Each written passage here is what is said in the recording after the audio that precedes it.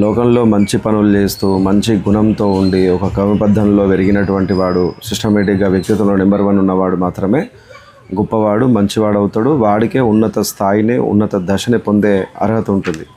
అంతేగాని సింహాసనం, పెద్ద సింహాసనం ఉంది కదా, వెళ్ళి దానిపై కూర్చున్నంత మాత్రాన వాడు గొప్పవాడు, మంచివాడు అవుతాడని కాదు. ఎందుకంటే ఎగ్జాంపుల్, గరుత్మంతుడు, కాకి రెండు ఉన్నాయి.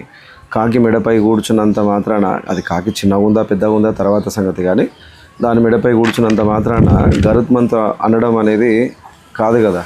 అంటే గరుత్మంతుని యొక్క గొప్పతనం గరుత్మంతుందే. కాకి మీద మెడ మీద కూర్చున్నంత మాత్రాన గరుత్మంతుని మెడ మీద కూర్చున్న గొప్పతనం అనేది దానికి ఏం రాదు.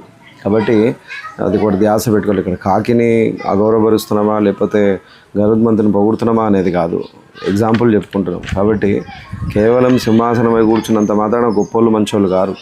దానికోసం కృషి చేసి కష్టపడి ఒక క్రమబద్ధంలో వెళ్తూ అందరినీ ఆనందపరుస్తూ తన కష్టాన్ని ఓడ్చుకుంటూ, అది ఇంకా అర్థమైపోతుంది సూత్రం. కాబట్టి ఒకసారి ఆ శ్లోకం కూడా చెప్తా. గుణై ఋతుంగతాం యాతి నోచై రాసన సంస్థిత ప్రాసాద శిఖరస్థోపి కాక కిం గరుడాయతే.